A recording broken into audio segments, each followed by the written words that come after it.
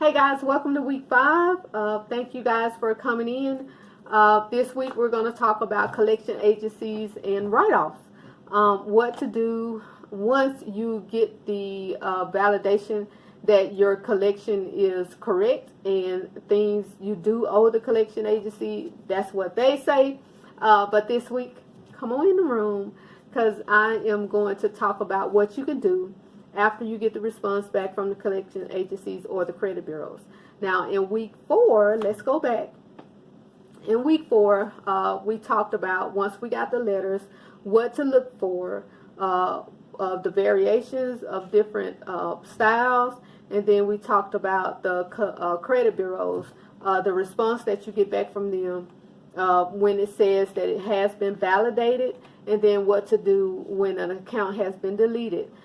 We went through that. So if you have not watched that video from week 4, you need to go back and look at week 4 unit before you come to week 5. Okay, so let's get started. I don't want to spend a lot of time on this, but week 5, I want to talk to you about how to remove charge-offs and collections of accounts. So number 1, I want you to write this down. Get your notebook.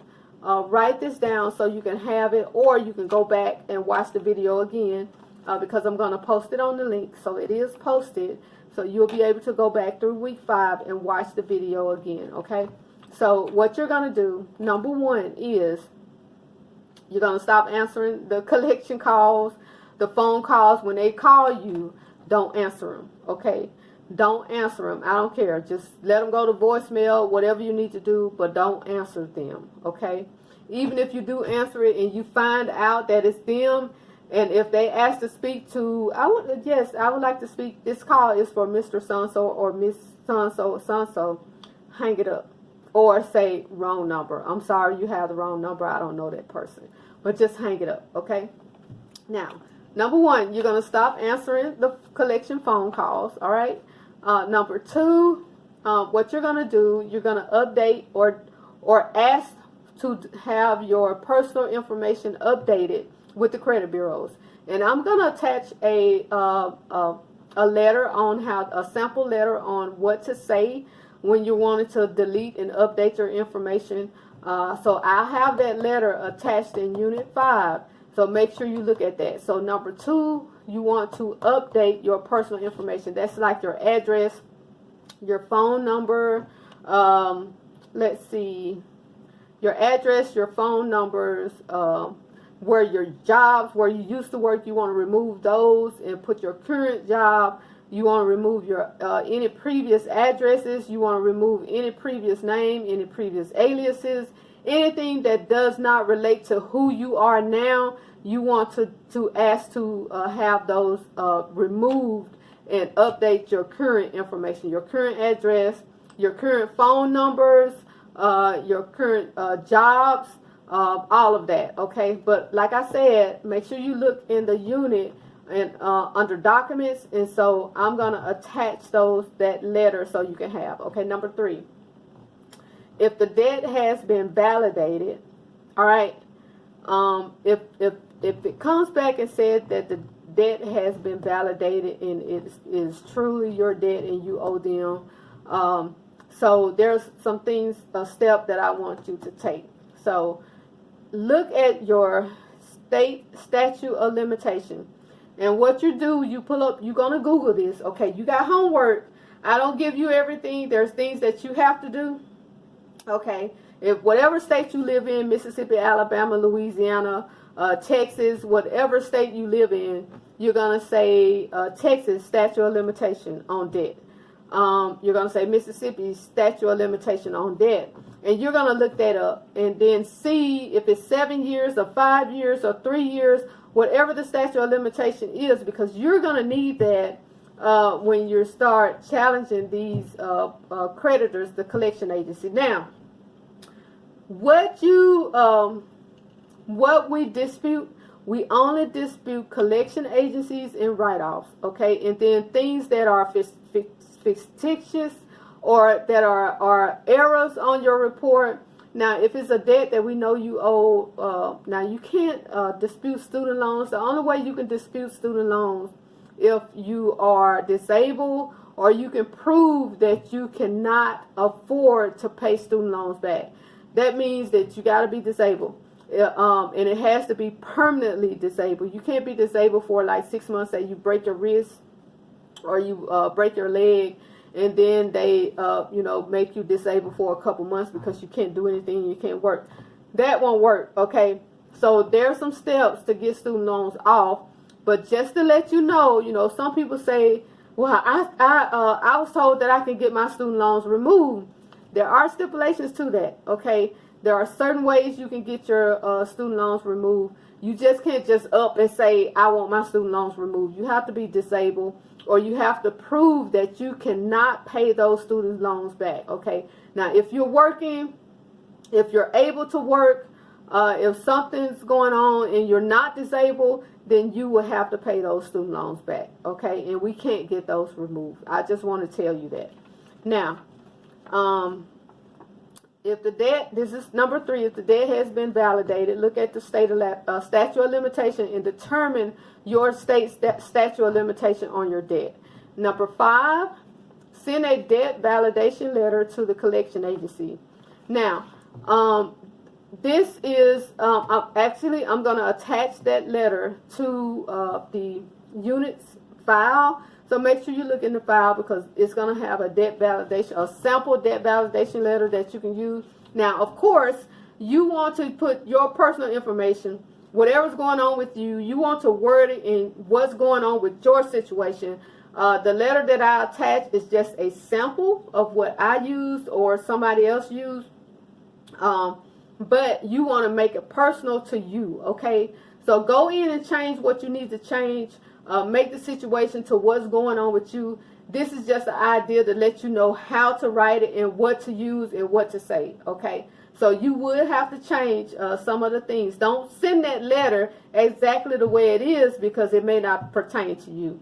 And then you've been sent something false, and they ask you to verify it, and then you can't verify it, okay? Key. Now, I don't want you to challenge anything that is scheduled to be removed 6 to 12 months. And remember, in week 4, I showed you how to look at that to see when your debt is scheduled to be removed off your credit report. There is a little line down there to tell you when it's scheduled to be removed. If you have a debt that is scheduled to be removed within 6 to 12 months, within a year, you don't want to mess with that. Just don't even touch it. Don't answer the phone. Just don't mess with it, okay? Because it's going to be deleted within a year anyway. So just the statute of limitation is going to be up on it. So just let it fall off. Okay, it's going to originally fall off your credit report. Now, if you're trying to buy a house or you're trying to get a car, and they tell you that you need to work on your collections, you need to pay your collections off and things like that to get a higher credit score, then the next couple of steps is what you're going to need to do, okay? So number 4 is check for errors on the report that they send you to ask you to verify, to tell you that it's been verified. I want you to check for errors on there. I want you to check for inconsistencies. You're going to pull all 3 credit reports, and I want you to put them side by side. So you're going to check, make sure each date that's on the credit report is the same exact date on each credit report, okay? Then you want to look at the amount, what you owe. Make sure it's the exact same amount on each credit report, okay? And then you want to look at the account number. Make sure the account number is the exact same account number that's on each credit report. It has to match, okay? And then you want to look at the balance and then the payment history. Make sure the payment history, if it says you was late in March, and then TransUnion says you was late in April, and then Equifax says you was late in May, that is inconsistent. That means that it's an error somewhere. So you can challenge that. So that's why we ask that you look at your credit report, put all 3 together, and then go line by line, account by account, and then check and make sure the same thing is on there. Now, if you develop a discrepancy or error or something like that, you can dispute that and have it removed because it is inconsistent. something is not right. So you can request and say, hey, this can't be my account because this is what I'm supposed to owe, and you're saying that I owe this. I am requesting that this account is to be removed. And of course, I got those letters in the unit in the files folder. So make sure you check that. And then number 6 is, if the collection agency validates the debt, resend a letter asking them to provide signatures that you agreed to pay them. And of course, I got those validation letter again in the file folder. So make sure if the collection agency come back and say this debt has been verified. And a lot of times they'll request information from your either the hospital or the credit card company that you owe, and then they'll get copies from them and then send you the copies from there. Now, that is against the law. If they request the information and you didn't give them permission to get that information, that is against the law. They have breaking the rules and they have to remove that account. Okay. So number 7, if they still say that the debt was validated, there's 2 things that you could do. Okay. If they once you send them that letter and you tell them, hey, how did you verify this? What did you use to verify this? Do you have signatures? Do you have proof that this is my account? Now, if they come back and say, yes, we verified this, we know it's yours, you do owe us.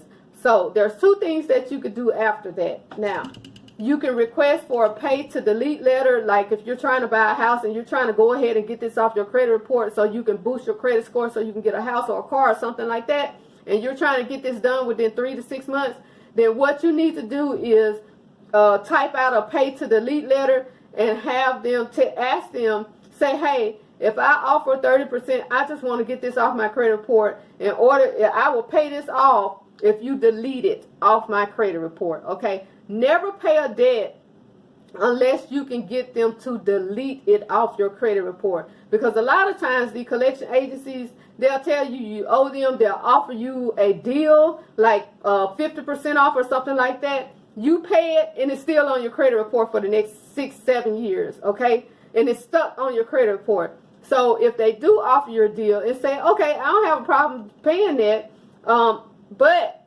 I need it in writing that this debt is going to be deleted.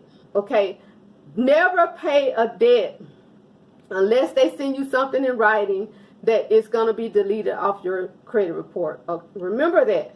Never agree to pay something unless they tell you that it's going to be deleted off your credit report. Okay, now the second one is you can continue to dispute. You can send another letter and say, hey, this is not what I asked for. I asked for you to provide proof. Do you have signatures? Do you have proof saying that I gave you permission to request my information? Because of the HIPAA law says that if I didn't give you permission to request my information, you have I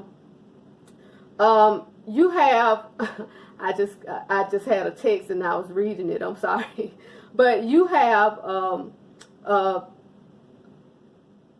what is it? You have breached my privacy rights, right? You have breached my privacy rights. I didn't give you permission, so you breached my privacy rights. So anytime that a collection agency send you signatures that they got from the original creditors, you didn't give them, so they have to delete that, and you can dispute that. So you can continue to dispute that and say, hey, if you can't provide this to me, I need you to remove it. Okay, don't be scared, because this is what credit repair agencies do all the time. That's how they get things removed.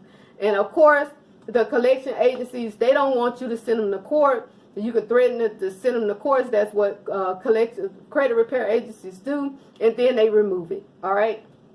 Now,